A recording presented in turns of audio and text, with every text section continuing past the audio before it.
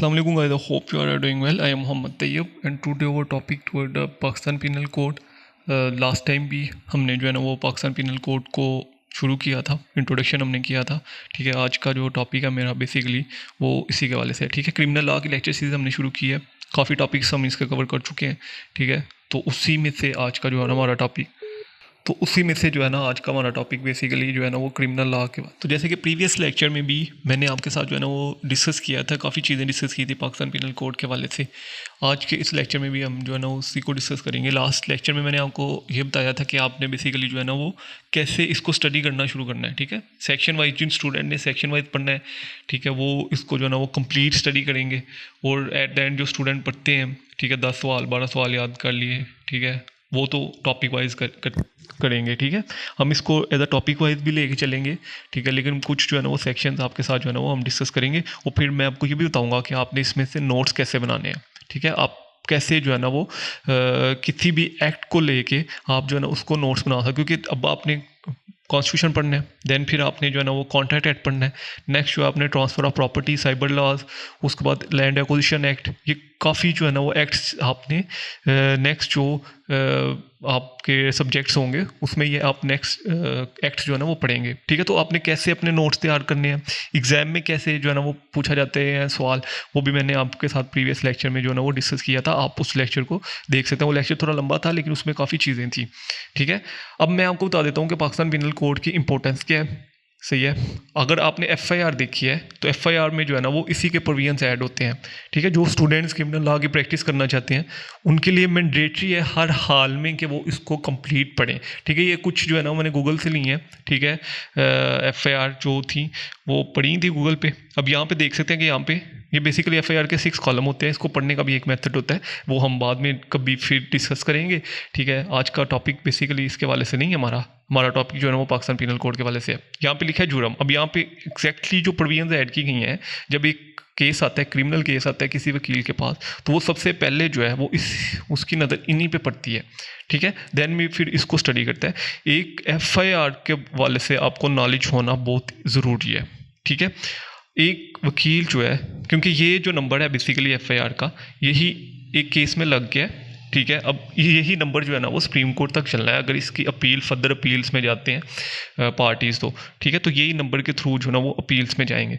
तो ये जुर्म्स लिखे होते हैं, आप देख भी सकते हैं। जुर्म 289 जो सेक्शन 289 है, ठीक है, और 298C और 337, ये बेसिकली 3 जो है ना वो चार्जेस लगे हैं इस पर्सन के ऊपर जिसके अगेंस्ट जो है ना एफआईआर हुई है। ऐसे ही अगर हम दूसरी एफआईआर देखें तो ये दूसरी एफआईआर है। ठीक है, इसको आप पढ़ सकते हैं। ये 188 ते पे का मतलब होता है उर्दू में पाकिस्तान पिनल कोड को ताज़ीरात पाकिस्तान कहते हैं। ठीक है, तो ते पे मीन ताज़ीरात पाकिस्तान की जो सेक्शन जो प्रोविजंस इसके ऊपर लगी हैं, जो चार्जेस लगे हैं वो 188 सेक्शन 188 लगे हैं। ठीक है, ऐसे ही फिर जो है वकील उसको पढ़ता है और उसको आइडिया हो जाता है कि मेरे क्लाइंट पे जो है ना वो क्या चार्जेस लगे हैं। ठीक है, ये बेसिकली इसकी इंपॉर्टेंस है। इसकी जो एफआईआर में बहुत और भी ऑफेंस होते हैं एफआईआर में, एटीए हो गया, एंटी टेररिज्म एक्ट, ठीक है, उसकी प्रोविजंस ऐड होती हैं। साइबर लॉज आ गए हैं अब, उसके बाद नारकोटिक्स के वाले से, ड्रग्स के वाले से, इलीगल डिस्पोजेशन। लेकिन जो ज़्यादातर हमें चीज़ मिलती है वो पाकिस्तान पिनल कोड,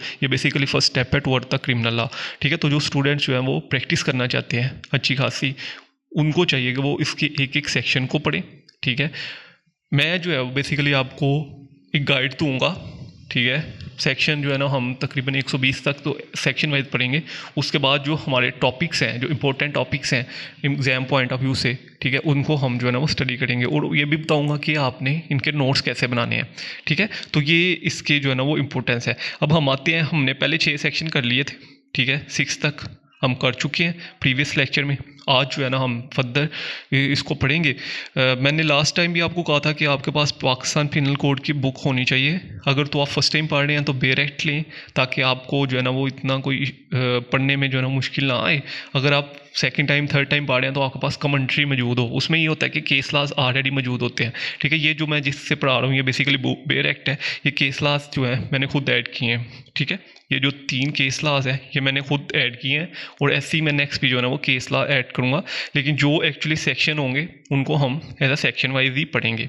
ठीक है, तो अगर आपको इस चीज़ की समझ नहीं आती तो इसका मतलब है आपके पास बेयर एक्ट नहीं है, ठीक है। अभी आपने क्या करना है, आपने अपनी बेयर एक्ट ओपन करनी है, उसके अंदर सेक्शन 7 ओपन करना है, वो बुक आपने सामने रख लेनी है, पेंसिल आपके हाथ में होनी चाहिए, सही है। और उसके बाद हम इसको फर्दर स्टडी करते जाएंगे। इसको हम टॉपिक वाइज भी स्टडी करेंगे कि मतलब कि आपके टॉपिक जो है एग्ज़ाम में जो है ना वो कैसे पूछा जाएगा, ठीक है। एग्ज़ाम के रिलेटेड भी हम इसको स्टडी करेंगे। और जो आपको मैंडेटरी है इन फ्यूचर, जो स्टूडेंट क्रिमिनल लॉज की प्रैक्टिस करना चाहते हैं, वैसे ही पाकिस्तान पिनल कोड, पाकिस्तान जो पीपीसी है, ये तो हर स्टूडेंट को आनी चाहिए, ठीक है। हर लिहाज से आनी चाहिए, एक एक सेक्शन उसको उसने पढ़ा हो, ठीक है। इसको याद करने का मेथड ये है कि जितनी दफ़ा आप ज़्यादा पढ़ेंगे उसमें इंग्रेडिएंट्स होते हैं, हर सेक्शन में इंग्रेडिएंट्स होते हैं, ठीक है। उन इंग्रेडिएंट्स को याद करना होता है, उन्हीं इंग्रेडिएंट्स पे नोट्स बनाने होते हैं। ये चीज़ हम नेक्स्ट जो है ना वो डिटेल वाइज डिस्कस करेंगे, ठीक है। अभी सिर्फ इसको पढ़ने का मेथड ये है कि जब भी आप किसी एक्ट को पढ़ते हो तो उस एक्ट में सबसे पहली जो चीज़ होती है वो बात याद रखिएगा, हमेशा उस एक्ट के वाले से इंट्रोडक्टरी क्लास होती है, ठीक है।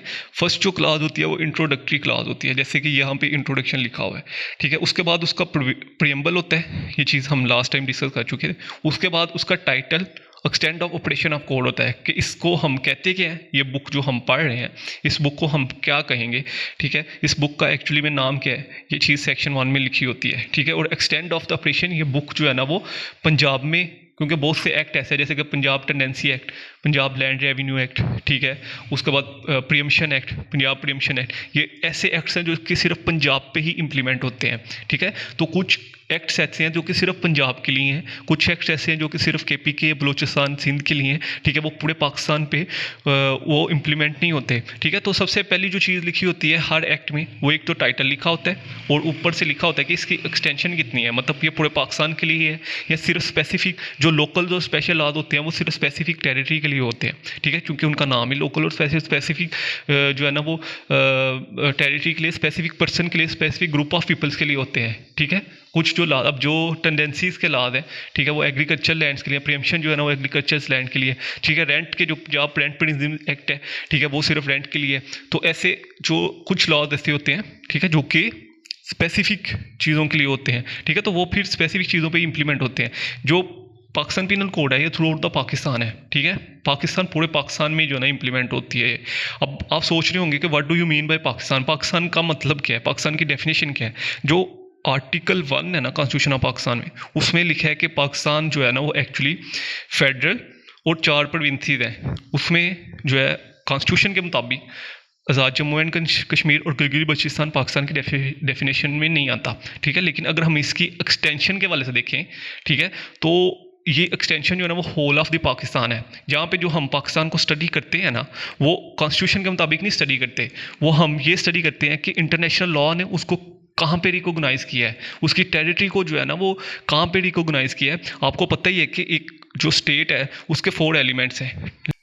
एक स्टेट के जो है ना वो 4 एलिमेंट्स हैं, ठीक है। पॉपुलेशन, उसके बाद जो है ना वो गवर्नमेंट, टेरिटरी और सोवरेनिटी, ठीक है। तो जब भी इंटरनेशनल लॉ किसी भी स्टेट को रिकॉग्नाइज़ करता है तो इन्हीं 4 एलिमेंट्स की बेस पे रिकॉग्नाइज़ करता है, ठीक है। तो जो इंटरनेशनल लॉ ने पाकिस्तान की टेरिटरी को डिफाइन किया है ना इंटरनेशनल लॉ में, मैं नेशनल लॉ की बात नहीं कर रहा, constitution is a national law, वो सिर्फ पाकिस्तान पे इंप्लीमेंट होता है। जो इंटरनेशनल लॉ ने, इंटरनेशनल जो कम्युनिटी है उसने जो पाकिस्तान को कैटेगराइज़ किया है ना, पाकिस्तान की टेरिटरी को कैटेगराइज़ किया है, उसमें जो टेरिटरी इंटरनेशनल लॉ ने पाकिस्तान की टेरिटरी जो है ना उसको एक्सेप्ट किया है, ठीक है, वो हम पाकिस्तान की टेरिटरी को इन एक्ट्स में जो है ना वो स्टडी करते हैं, ठीक है। अब इसके मुताबिक जो है ये act Azad Jammu and Kashmir और गिलगित बल्चिस्तान पे भी इम्प्लीमेंट होता है, ठीक है। मतलब आपने सिर्फ कॉन्स्टिट्यूशन पे जो पाकिस्तान की डेफिनेशन लिखी है उसमें तो सिर्फ सिंपली ये लिखा है कि 4 सूबे हैं पाकिस्तान को और एक फेडरल है, ठीक है। उसमें जो गिलगित बल्चिस्तान है और आज़ाद जम्मू एंड कश्मीर नहीं आता, बहुत से केस लाद भी हैं इसके वाले से। लेकिन जो इंटरनेशनल लॉ ने पाकिस्तान को रिकॉग्नाइज़ किया है, जो पाकिस्तान की टेरिटरी को रिकॉग्नाइज़ किया है, उसमें आज़ाद जम्मू एंड कश्मीर और गिलगित बल्चिस्तान भी आते हैं, ठीक है। तो जो उसने रिकॉग्नाइज़ किया ना पाकिस्तान को, वो सारी टेरिटरी इस एक्ट के मुताबिक जो है ना वो कंसीडर की जाती है। ऐसे ही आप जब दूसरे एक्ट्स पढ़ेंगे तो उसमें भी अगर पाकिस्तान का जिक्र है तो जो इंटरनेशनल लॉ ने रिकॉग्नाइज़ किया ना पाकिस्तान को, पाकिस्तान की टेरिटरी स्पेसिफाई की है, ठीक है, जिसमें आज़ाद जम्मू एंड कश्मीर, गिलगित बल्चिस्तान और जो जो कुछ भी आता है, ठीक है, वो पाकिस्तान के जो पाकिस्तान के अंदर जो है ना वो जो भी टेरिटरी इन्वॉल्व की जाती है वहाँ पे जो है ना एक्सटेंशन है पाकिस्तान पिनल कोड जो है ना वो उस पूरे पे इम्प्लीमेंट होगा, ठीक है। तो सबसे पहली चीज़ तो हर एक्ट के ऊपर टाइटल, यानी कि उस एक्ट का नाम क्या है, उसकी एक्सटेंशन कहाँ पे है, पाकिस्तान में है, पंजाब में। अब ये जो एक्ट है इसकी पाकिस्तान में है, कुछ एक्ट्स ऐसे हैं जिनकी पंजाब में है, ठीक है। तो ऐसे ही आप पढ़ेंगे। उसके बाद जो नेक्स्ट क्लास होती है ना, जो नेक्स्ट सेक्शन होता है उसमें डेफिनेशंस दी जाती हैं कि इस एक्ट में जो है वो जो डेफिनेशंस क्लॉज हैं, ठीक है, वो क्या होंगी। लेकिन इसमें थोड़ा सा जो है ना वो पनिशमेंट वाले से बताया, ये चीज़ें हमने डिस्कस कर दी थी, ठीक है, प्रीवियस लेक्चर में। अब जो हम ये डेफिनेशन क्लास जो है ना इसमें जनरल एक्सप्लेनेशन दी गई हैं, ये सारी डेफिनेशन क्लास हैं, ठीक है, जिसमें हमने सेक्शन 6 तक हमने स्टडी कर लिया था। अब हम जो है ना सेक्शन 7 तक स्टडी करेंगे। इसको स्टडी करने से पहले मैं आपको एक चीज़ बता दूं कि हर एक्ट में डेफिनेशन क्लास होती हैं, दूसरे सेक्शन से शुरू होती हैं। अब वो डेफिनेशन क्लास इस वजह से दी जाती हैं कि उस डेफिनेशन क्लास को सिर्फ उसी एक्ट पे इम्प्लीमेंट किया जाता है, ठीक है। अब मैं यहाँ पे अगर पाकिस्तान पिनल कोड को स्टडी कर रहा हूँ, ठीक है, तो पाकिस्तान पिनल कोड में जो ये डेफिनेशंस दी गई हैं ना, सही है, ये सिर्फ इसी जो कोड है इसके मुताबिक ये डेफिनेशन दी गई हैं, ठीक है। मे बी जब आप नेक्स्ट कोई और एक्ट पढ़ रहे होंगे तो वहाँ पे जेंडर की जो डेफिनेशन है वो चेंज हो, वो जेंडर की डेफिनेशन जो है ना वो डिफरेंट हो, ऐसे ही जो नंबर की डेफिनेशन है वो किसी और एक्ट में डिफरेंट हो, ठीक है। तो जो हम यहाँ पे डेफिनेशंस पढ़ेंगे वो डेफिनेशन सिर्फ इसी एक्ट के मुताबिक डेफिनेशन हैं। आपने इस डेफिनेशंस को किसी और एक्ट में, आप सिविल केस में इस डेफिनेशन को ऐड नहीं कर सकते, ठीक है, जो क्योंकि ये सिर्फ regarding toward the criminal cases हैं, वहाँ जो जिधर पीपीसी अप्लाई होता है, ठीक है, Pakistan penal code apply. Anti terrorism act में डेफिनेशंस डिफरेंट है, ठीक है। 80A में जब 80A की प्रोविजन ऐड होती हैं तो उसमें डेफिनेशन डिफरेंट है। ऐसे ही अगर पाकिस्तान पिनल कोड में अगर हम डेफिनेशन पढ़ रहे हैं तो ये डिफरेंट है। ऐसे ही जब आप सिविल लॉज पढ़ेंगे तो उसमें डेफिनेशन डिफरेंट है। आप कॉन्ट्रैक्ट पढ़ रहे होंगे तो कॉन्ट्रैक्ट में डेफिनेशन डिफरेंट है, ठीक है। कॉन्ट्रैक्ट में एक पर्सन को, अब यहाँ पे हम पढ़ेंगे, ठीक है, यहाँ पे लिखा है कि मैन, मैं एग्जाम्पल दे रहा हूँ, मैन एट एनी एज, लेकिन कॉन्ट्रैक्ट एक्ट कहता है कि एक ऐसा पर्सन जो कि अंडर 18 है, he is not eligible to perform the contract, उसके साथ आप कॉन्ट्रैक्ट नहीं कर सकते, ठीक है। लेकिन यहाँ पे तो लिखा है कि एनी एज, कोई भी पर्सन है, ठीक है, बच्चा है वो भी मैन की कैटेगरी में आएगा, बूढ़ा है वो भी मैन की कैटेगरी, अगर बच्चा जो है उसकी 10 साल उम्र है, 7 साल उम्र है, 8 साल उम्र है, 5 साल उम्र है, तो he is in the category of man. लेकिन कॉन्ट्रैक्ट एक्ट कहता है कि आप उसके साथ जो है ना वो कॉन्ट्रैक्ट नहीं। तो हर एक्ट की डेफिनेशन अपने एक्ट के मुताबिक होगी, ठीक है। ये आप इसलिए ज़्यादा डिटेल से शेयर कर रहा हूँ क्योंकि ये फर्स्ट स्टेप है टुवर्ड कि आप जो है ना एक्ट पढ़ रहे हो, ये फर्स्ट एक्ट है जो कि आप अपनी जो है ना वो इस ईयर में, इससे पहले आपने एक्ट्स नहीं पढ़े, ठीक है, आपने वो जनरल सा सिलेबस पढ़ा है, ठीक है, जिसमें जो है ना वो लीगल सिस्टम आता है, इंट्रो टू लॉ आता है, और उसके बाद पॉलिटिकल साइंस, और उस दैन फिर जूरिस्प्रूडेंस आती है, इस्लामिक और ATR वगैरह का कॉन्सेप्ट, ह्यूमन राइट्स, ये पढ़े हैं। एक्ट जो है ना वो आप फर्स्ट इसलिए पढ़ रहे हो, इस टाइम पढ़ रहे हो, ठीक है, ये जो है ना फर्स्ट एक्ट आप पढ़ रहे हो, तो इस वजह से इसको ज़्यादा डिटेल से बता रहा हूँ। नेक्स्ट जो है ना हम इसको गो थ्रू करेंगे, इतनी ज़्यादा डिटेल जो है ना वो नहीं दी जाएगी क्योंकि ये एक दफ़ा जब बता दी जाती है तो फिर आप इसको ध्यान से सुना करें, ठीक है। तो हर एक्ट की डेफिनेशंस उस एक्ट के मुताबिक जो है ना वो डिफरेंट होगी, और हर एक्ट को, डेफिनेशन को उसी के मुताबिक आपने अंडरस्टैंड करना है, ठीक है। अब मैं आपको एक चीज़ बता देता हूँ, अगर हम अपना सेक्शन 7 पढ़ें तो इसमें लिखा है sense of expression once explain every expression which is explain in any part of the code. अगर कोई एक्सप्रेशन है उसको एक्सप्लेन किया गया any part of this code, इस कोड जो पाकिस्तान पिनल कोड है इसको हम कोड भी कहते हैं, ठीक है। तो इसके किसी भी पार्ट में अगर किसी चीज़ को एक्सप्लेन किया गया है, is use in every part of this code is conformity with the explanation, ठीक है। तो उसको जो every part of the code है अगर उसमें भी उसको यूज़ किया गया है तो हम उसको मज़ीद एक्सप्लेन नहीं करेंगे वहाँ पे, ठीक है। उसका मतलब यही होगा जो कि आपको एक दफ़ा जो है ना वो एक्सप्लेनेशन दे दी गई है, ठीक है। एग्जाम्पल के साथ बताता हूँ कि जिधर जिधर जेंडर का वर्ड यूज़ हुआ है इस पूरे पाकिस्तान पिनल कोड में, ठीक है, बहुत से आगे आप सेक्शन पढ़ेंगे जहाँ पे जेंडर का वर्ड यूज़ हुआ है, ठीक है, बहुत से आगे आप सेक्शन पढ़ेंगे जहाँ पे नंबर्स का वर्ड यूज़ हुआ है, बहुत से आगे आप सेक्शन पढ़ेंगे जहाँ पे मैन और वुमेन का वर्ड यूज़ हुआ है। तो उसका मतलब ये होगा कि जो डेफिनेशंस जेंडर की ये लिखी गई है ना, उसी के मुताबिक उस जेंडर को अंडरस्टैंड किया जाएगा। ठीक है, वहाँ पे अब जेंडर का वर्ड यूज़ हुआ है, इसका ये मतलब नहीं है कि उसके साथ ये सारी डेफिनेशन लिखी जाए। ठीक है, इस सेक्शन का मतलब ये है कि एक जगह पे किसी चीज़ को एक्सप्लेन कर दिया गया है। अब यहाँ पे जेंडर को एक्सप्लेन कर दिया गया है। ठीक है, तो जेंडर का वर्ड नेक्स्ट जिधर भी यूज़ होगा ना, आपने यही एक्सप्लेनेशन लेनी है। इस सेक्शन का मतलब ये है। ठीक है, जैसे कि नंबर को यहाँ पे एक्सप्लेन कर दिया गया है, तो अब नंबर का वर्ड नेक्स्ट जिधर भी यूज़ होगा आपने यही एक्सप्लेनेशन लेनी है। इसको दोबारा से एक्सप्लेन नहीं किया जाएगा किसी नेक्स्ट स्टेप में। ठीक है, अब नंबर्स का मतलब सिर्फ आप नंबर ही नहीं लेंगे, आप ये नहीं कहेंगे 1 2 3 इज़ अ नंबर। ठीक है, नहीं, वो नंबर नहीं होगा। जो नंबर की डेफिनेशन यहाँ पे लिखी गई है वो नंबर कंसीडर किया जाएगा। ऐसे ही जो मैन की डेफिनेशन इधर लिखी गई है, नेक्स्ट अगर कहीं भी मैन का वर्ड यूज़ होता है तो जो डेफिनेशन यहाँ पे मैन की लिखी गई है वही डेफिनेशन उधर समझी जाएगी। वही जो वर्ड है उसकी एक्सप्लेनेशन को मैन का वर्ड जो है ना वो समझा जाएगा।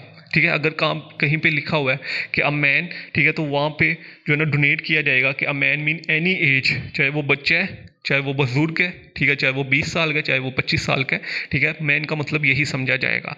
यहाँ पे क्लियर कट जो फर्स्ट सेक्शन 7 में लिखा गया है वो ये लिखा गया है कि अगर किसी जगह पे कोई चीज़ एक्सप्लेन एक दफ़ा कर दी गई है, वंस एक्सप्लेन, तो उसका नेक्स्ट जो मतलब है उसी के अकॉर्डिंग लिया जाएगा, उसको दोबारा जो है वो एक्सप्लेन नहीं किया जाएगा। ठीक है, explain in any part of this code में कहीं भी जो चीज़ एक्सप्लेन कर दी गई है, जैसे कि मैंने कहा है कि जेंडर एक्सप्लेन किया इधर। ठीक है, तो नेक्स्ट अब जब भी जेंडर का वर्ड यूज़ होगा तो आपने उसको यही समझना है जो कि ये डेफिनेशन पूरी लिखी गई है। ठीक है, अब जेंडर को समझे तो जेंडर मीन्स ही। ठीक है, he is involved in the category of gender। ठीक है, the pronoun he and its derivatives are used for any person whether male or female। यहाँ पे क्लियर कट लिख दिया गया है कि he का वर्ड जो है ना वो यूज़ हो रहा है for the male and female. ठीक है, अब यहाँ पे फीमेल के लिए जो है ना वो जेंडर का वर्ड यूज़ हो रहा है, तो आप ये नहीं समझेंगे कि ये सिर्फ मेल के लिए है। ठीक है, यहाँ पे क्लियर कट लिखा है कि मेल और फीमेल। ठीक है, अब फीमेल ने कोई ऑफेंस कमिट किया फीमेल का, यहाँ पे ही का वर्ड आपको कहीं नहीं मिलेगा। ठीक है, यहाँ पे सिर्फ ही का वर्ड मिलेगा, हिज और हिम का वर्ड यूज़ मिलेगा। ना ही आपको शी का वर्ड पाकिस्तान पिनल कोड में मिलेगा, ना ही आपको हर का वर्ड पाकिस्तान पिनल कोड में पूरे कोड में नहीं मिलेगा। सही है, तो अब आप फीमेल ये जाके प्ली नहीं ले सकती कि हमारे लिए तो ये लॉज है ही नहीं। ठीक है, हम तो जो है ना वो इस पाकिस्तान पिनल कोड की कैटेगरी में आती ही नहीं, क्योंकि यहाँ पे तो शी का वर्ड ही यूज़ नहीं हुआ, यहाँ पे तो हर का वर्ड ही नहीं यूज़ हुआ। तो यहाँ पे जेंडर को क्लियर कट यहाँ पे एक्सप्लेन कर दिया गया है कि जेंडर्स मीन अगर कहीं पे भी जेंडर का वर्ड यूज़ किया जाएगा आगे सेक्शन में तो उसका मतलब होगा कि मेल एंड फीमेल। ठीक है, उसमें मेल भी इन्वॉल्व होंगे जेंडर में, उसमें फीमेल भी इन्वॉल्व होंगी। यही बेसिकली डेफिनेशंस क्लॉज होती हैं जो कि हर एक्ट में एक डेफिनेशंस बता रही होती हैं कि हमारे एक्ट में इस डेफिनेशन का, इस लफ्ज़ का ये मतलब है। ठीक है, इस एक्ट में इस वर्ड्स का ये मतलब है। आपने किसी और मतलब को समझ के तो आपने इसको इंटरप्रेट नहीं करना, जो डेफिनेशंस दी गई है इस एक्ट में उसी के मुताबिक आपने इस जो है ना वो क्लास को इंटरप्रिटेशन करनी है। ठीक है, तो जहाँ पे भी नेक्स्ट जेंडर का वर्ड यूज़ होगा उसका मतलब ये होगा कि वेदर मेल और फीमेल। ठीक है, मेल के लिए भी जेंडर का वर्ड यूज़ होगा, फीमेल के लिए जेंडर का वर्ड यूज़ होगा। यहाँ पे लिखा है, यहाँ पे डेरिवेटिव्स का मतलब ये है कि हिम और हिज का जिधर वर्ड यूज़ हो रहा है, ठीक है, उधर भी आपने यही समझना है कि यहाँ पे मेल और या फीमेल में से किसी की बात हो रही है। ठीक है, तो चाहे ही वर्ड यूज़ हुआ है फिर भी आपने ये समझना है कि यहाँ पे मेल या फीमेल में से किसी की बात हो रही है। ठीक है, या दोनों की बात हो रही है, या अगर आपने डेरिवेटिव समझना है, ठीक है, तो डेरिवेटिव्स होते हैं हिज और हिम। ठीक है, आपको पता ही है फर्स्ट पर्सन सेकंड पर्सन जो है ना वो ही में काउंट होता है। ठीक है, तो ही के लिए हिज और हिम का वर्ड यूज़ होता है, तो जहाँ पे भी हिज और हिम वर्ड यूज़ किया जाएगा, ठीक है, वो भी इसी जेंडर की कैटेगरी में ही आएगा। ठीक है, डेरिवेटिव का मतलब आपको समझ लग गया होगा, जेंडर का भी आपको समझ लगे, जेंडर मीन मेल और फीमेल। ठीक है, और जेंडर के लिए अगर ही का वर्ड यूज़ होगा तो ही, फीमेल के लिए भी जो है ना यहाँ पे ही का वर्ड ही है। मैंने पहले भी बताया कि शी और हर कहीं भी यूज़ नहीं हुआ पाकिस्तान पिनल कोड में। उसके बाद सेक्शन अगर हम 9 को स्टडी करें तो सेक्शन 9 कहता है कि नंबर। अब पाकिस्तान पिनल कोड में जहाँ पे भी नंबर का वर्ड यूज़ होगा ना उसका मतलब है ये क्लास। ठीक है, ये पूरी जो मीनिंग लिखा गया यहाँ पे नंबर का, ठीक है, उसका मतलब नंबर का मतलब ये हुआ। ठीक है, ये कौन चीज़ हमें बता रहा है, section 7 sense of expression one explain. जो चीज़ एक दफ़ा एक्सप्लेन कर दी गई है उसको नेक्स्ट जहाँ पे भी वो यूज़ हो रही है उसको यही, उसकी सेंस जो है ना हम यही लेंगे। अब यहाँ पे नंबर्स का वर्ड, ये पहली जो लाइन है यहाँ तक आपने इसको थोड़ा सा देर स्किप करना है, यहाँ से हम शुरू करते हैं। Words importing the singular number अगर यहाँ पे कहीं पे सिंगुलर नंबर यूज़ हुआ है तो उसमें प्लूरल नंबर भी उसको इंक्लूड किया जाएगा, ठीक है। अगर यहाँ पे कहीं पे वर्ड यूज़ हुआ है सिंगुलर नंबर, ठीक है, तो उसका मतलब है कि इट्स इंक्लूड प्लूरल नंबर, ठीक है। मतलब उसका मतलब ये भी यही समझा जाएगा कि ये प्लूरल नंबर्स की भी बात हो रही है, ठीक है। एक पर्सन जो है ना वो आके ये नहीं प्ली कुछ मल्टीपल पर्सन ये आके को पर्सन आके ये प्ली नहीं ले सकता कि यहाँ पे सिर्फ सिंगुलर नंबर्स की बात हो रही है इस सेक्शन में, ठीक है। तो यहाँ पे क्लियर कट लिखा गया है कि जहाँ पे सिंगुलर नंबर का वर्ड यूज़ होगा उसको हम जो है ना वो प्लूरल नंबर भी इंडिकेट करेंगे, और जहाँ पे प्लूरल नंबर का वर्ड यूज़ होगा उसको हम सिंगुलर नंबर भी इंक्लूड करेंगे, ठीक है। अगर कहीं पे प्लूरल नंबर का वर्ड इंक्लूड किया जाता है तो उसका मतलब जो है ना वो सिर्फ प्लूरल नंबर नहीं होगा, उसका मतलब जो है ना वो सिंगुलर नंबर भी होगा, ठीक है।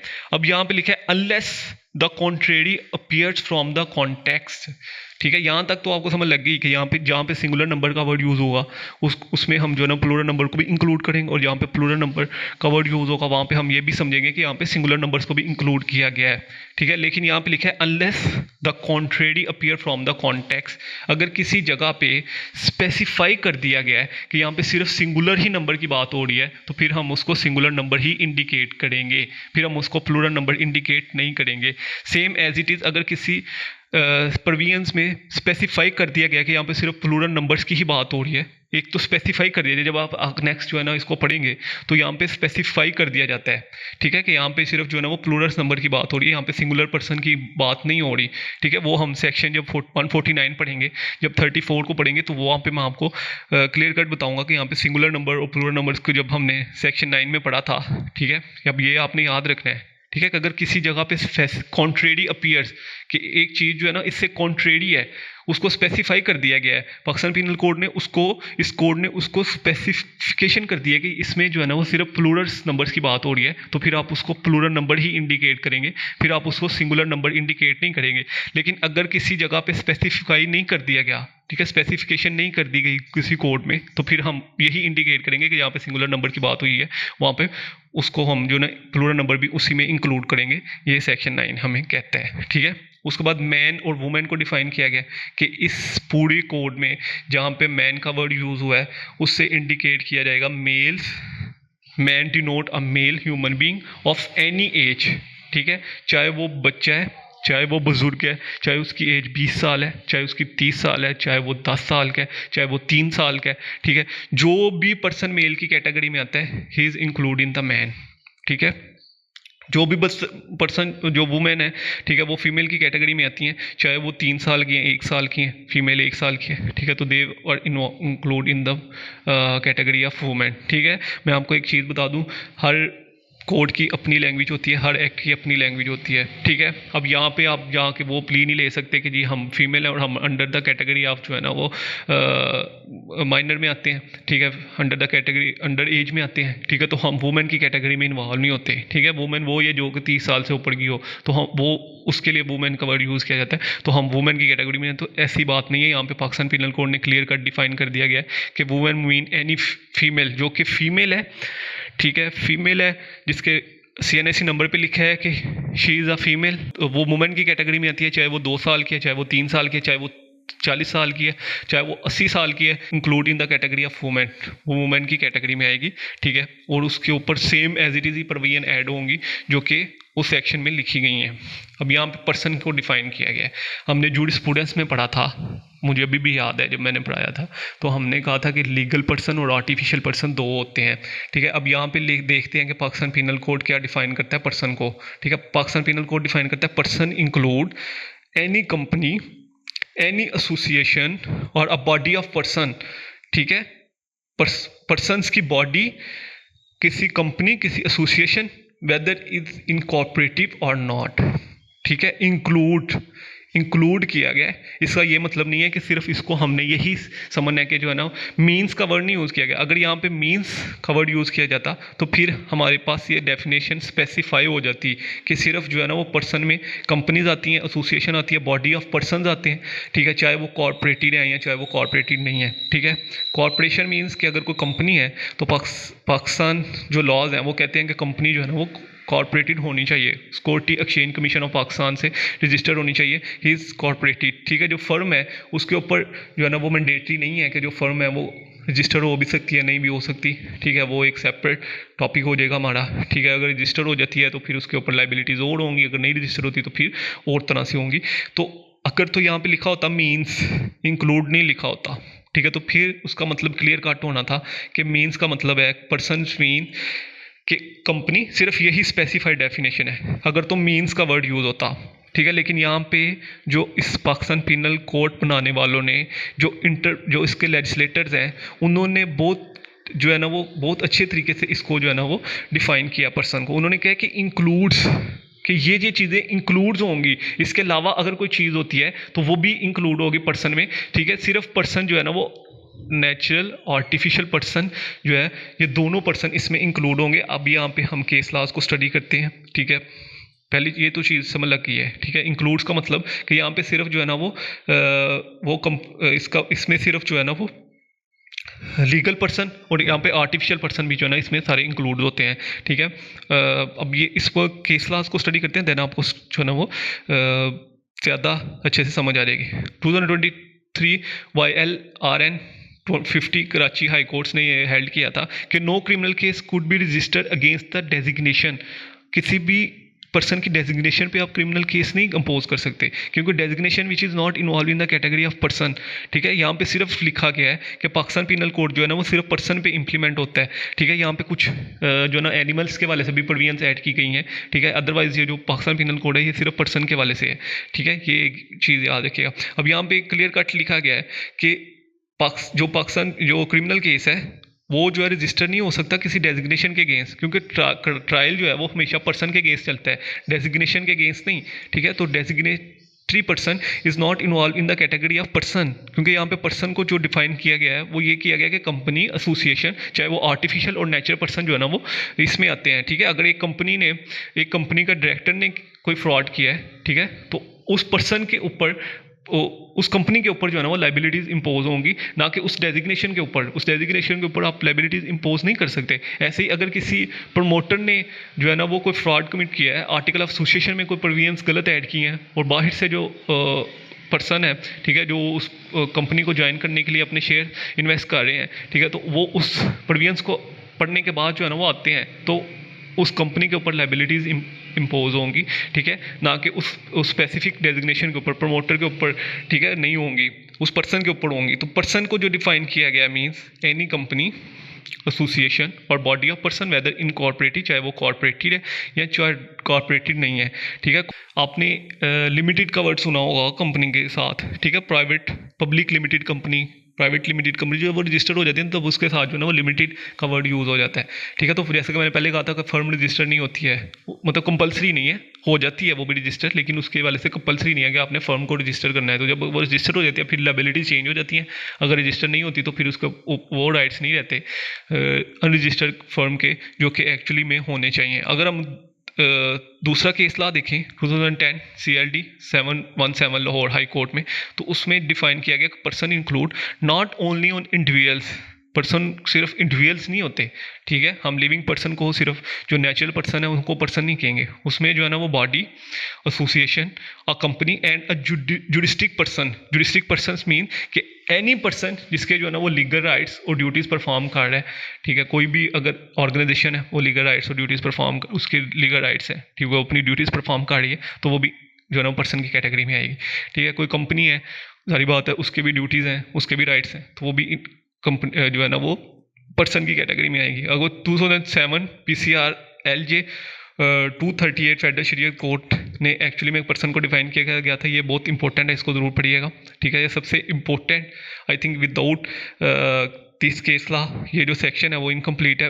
वर्ड पर्सन वुड इंक्लूड, यहाँ पे लिखा गया कि person means any company, any association, a body or a person whether incorporated or not. यहाँ तक तो same as it is definition लिखी गई है। अब यहाँ पे लिखा गया person in a circumstances which include not only artificial person. यहाँ पे सिर्फ आर्टिफिशियल पर्सन ही नहीं है, बल्कि other legal entity but also a natural person. यहाँ पे नेचुरल पर्सन की भी बात हुई है, आर्टिफिशियल पर्सन की भी बात हुई है, जो लीगल एंटिटी हैं। लीगल एंटिटीज मीन जिनके अपने राइट्स और ड्यूटीज़ हैं, that must also be include in the category of person, ठीक है। तो जब यहाँ पे लेजिस्लेटर्स ने इंक्लूड का वर्ड यूज़ कर दिया था ना, तो फिर ये इसकी डेफिनेशन को एक्सटेंड कर दिया था। ठीक है, तो इस केस लॉज को देने का मकसद ये है इम्पोर्ट इसके वाले से जो है ना वो बेसिकली सेक्शन जो हमने पढ़ा है 11th, ये डेट्स इज इनकम्प्लीट। ठीक है, तो इसका मतलब ये है कि जो पर्सन है उसमें आर्टिफिशियल पर्सन भी आते हैं, लीगल एंटिटी भी आती है और नेचुरल पर्सन भी आते हैं। ठीक है, वेदर मैन और वुमेन, मेल और फीमेल, ठीक है, वो सारे आते हैं। ये बेसिकली कोर्ट ने हेल्ड किया था। उसके बाद public include any class of public और एनी कम्युनिटी। ठीक है, पब्लिक में जो है ना वो basically any class of public आ जाती है, या एनी कम्युनिटी को भी जो है ना हम पब्लिक कहते हैं। ठीक है, ये सारे जो है ना पब्लिक की डेफिनेशन में है। और आप पाकिस्तान पिनल कोड में जिधर भी पब्लिक का वर्ड यूज़ होगा तो इट डजंट मीन कि आप सिर्फ जो है ना वो क्लास ऑफ पब्लिक को ही पब्लिक कहेंगे। जो कम्युनिटीज़ हैं, ठीक है, एनी कम्युनिटी है, उनको भी हम पब्लिक की कैटेगरी में इंक्लूड करेंगे। उसके बाद ये डेफिनेशन ऑफ क्वीन है, ये जब पाकिस्तान बना था तो इसको जो है ना वो ओमिट कर दिया गया था। एक्चुअली में जो चीज़ जो है ना वो किसी सेक्शन से रिमूव कर दी जाए, ठीक है, आपने पढ़ा ही होगा कि what is the role of legislator.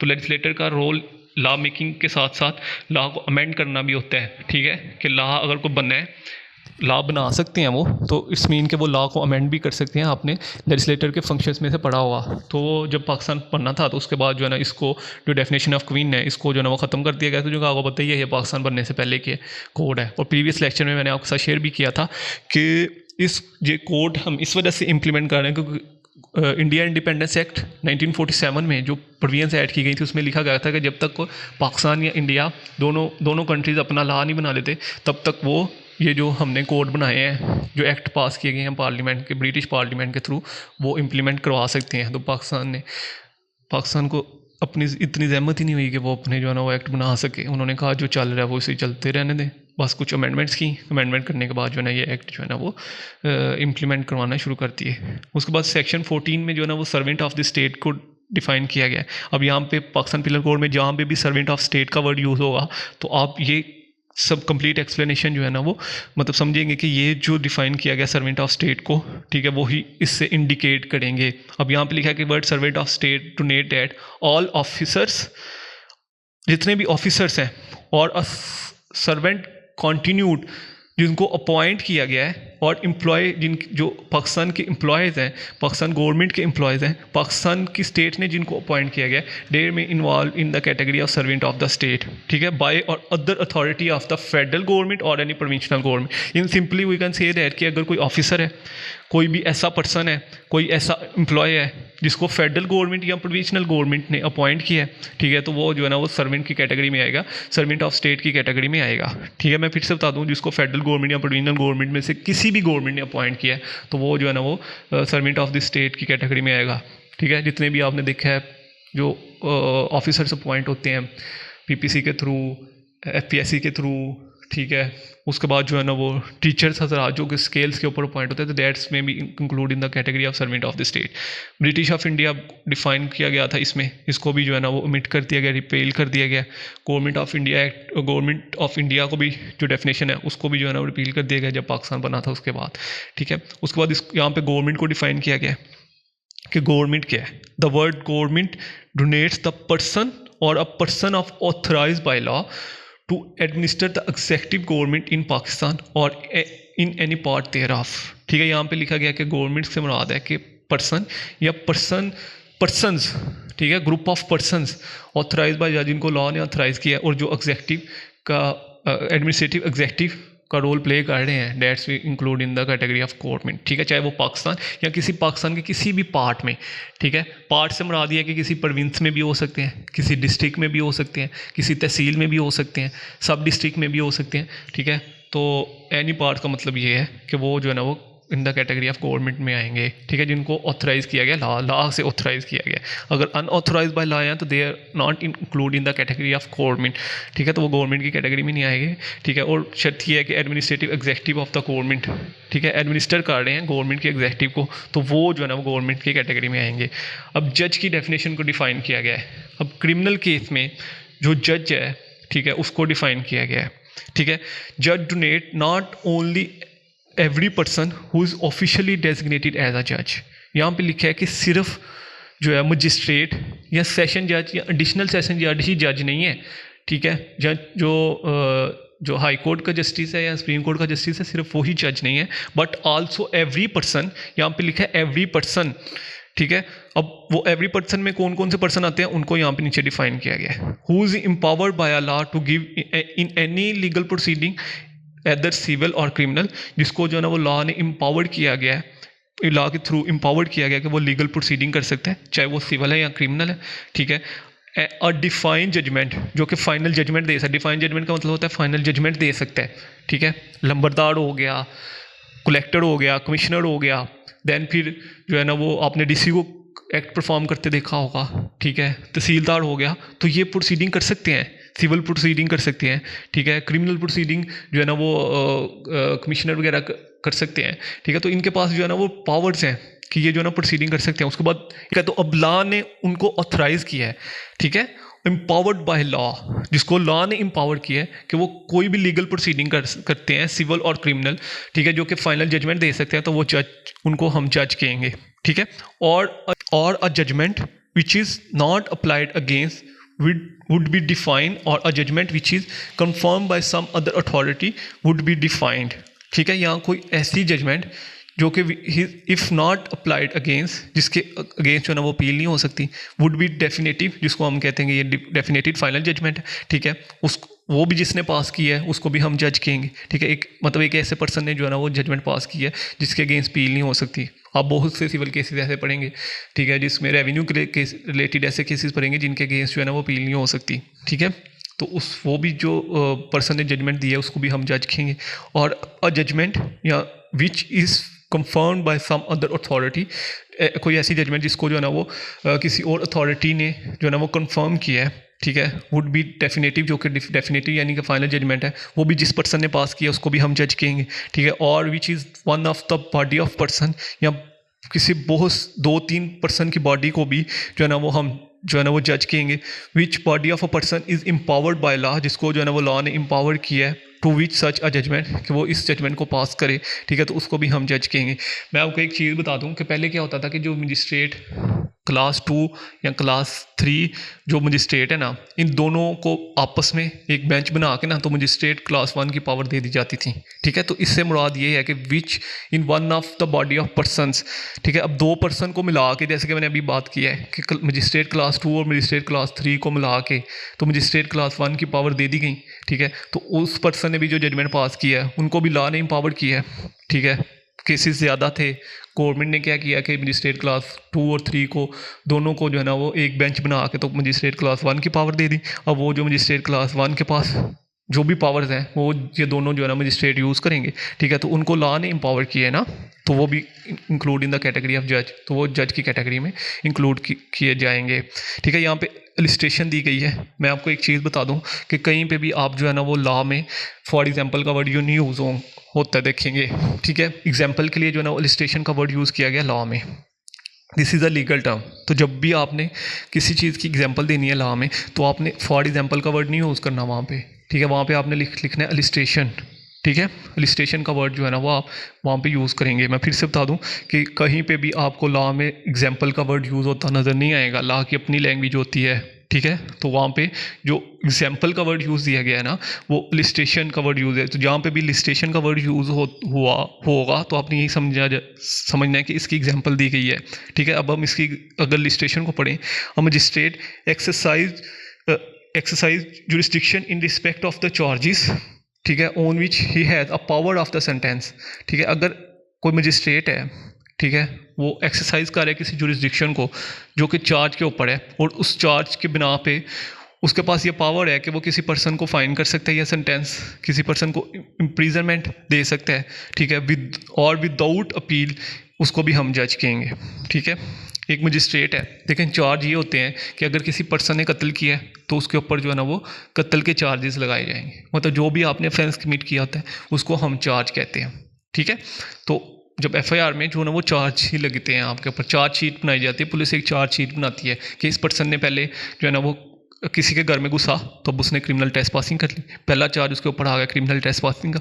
फिर गया उसने जाकर चोरी की, अब चोरी का जो दूसरा चार्ज आ गया, ठीक है। कि इसने जो ना वहाँ पे जाकर रॉबरी की, अब रॉबरी का दूसरा चार्ज आ गया, ठीक है। तीसरा ये था कि इसने एक बंदे को बाहर निकलते निकलते वहाँ से भागते भागते एक बंदे का कत्ल भी कर दिया, तो अब यहाँ पे जो कत्ल के उसके ऊपर सेक्शन इम्पोज होंगे, तो यहाँ पे वो भी एक चार्ज हो गया। ठीक है, तो ये बेसिकली ये पूरा एक चार्ज शीट बनाती है पुलिस जब भी वो इन्वेस्टिगेशन करती है। ठीक है, तो वो एक चार्ज शीट बनाती है। अब ये चार्ज जो है ना, बेसिकली चार्ज हम उसको कहते हैं। ठीक है, तो अगर वो चार्ज जो है ना वो सुन रहा है, वो उसकी बेस पे कोई सेंटेंस दे सकता है, इम्प्रीजनमेंट दे सकता है कि इसको जो है ना वो 1 साल 2 साल के लिए कैद कर दिया जाएगा, उसके ऊपर फाइन इम्पोज कर दे। ठीक है, या विदाउट अपील।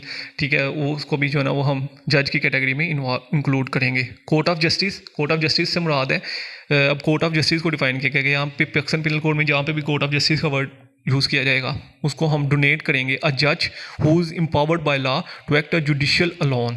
ठीक है, जज जिसको लॉ ने एम्पावर्ड किया है, ठीक है, कि वो जो है ना वो जुडिशियल जो एक्ट है वो परफॉर्म करे। ठीक है, और अ बॉडी ऑफ जजेस which is empowered by law to act a judicial as a body.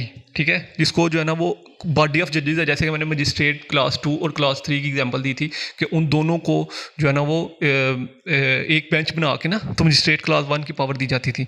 ठीक है, तो अगर वो दोनों को बेंच बना के बाय एक्ट जो कि जुडिशियल एक्ट परफॉर्म कर रहे हैं, ठीक है, तो दैट्स में include in the category of court of justice which such जज और a body of justice is acting judicially, तो उनको हम जो है ना वो कोर्ट ऑफ जस्टिस कहेंगे।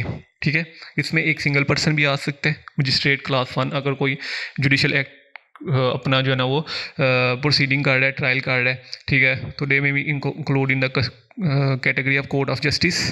ठीक है, और अगर जो है ना वो बॉडी ऑफ द जजेस आ रहा है, ठीक है, बॉडी ऑफ जस्टिस जैसे कि मैंने पहले बताया है कि मजिस्ट्रेट क्लास 1 और मजिस्ट्रेट क्लास 2 और 3 को मिला के जो है ना मजिस्ट्रेट क्लास 1 की पावर दे दी जाती है।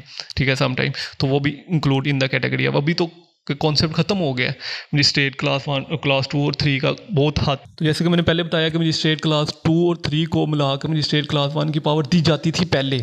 ठीक है, तो वो भी include in the category of court of justice की कैटेगरी में इंक्लूड किए जाएंगे।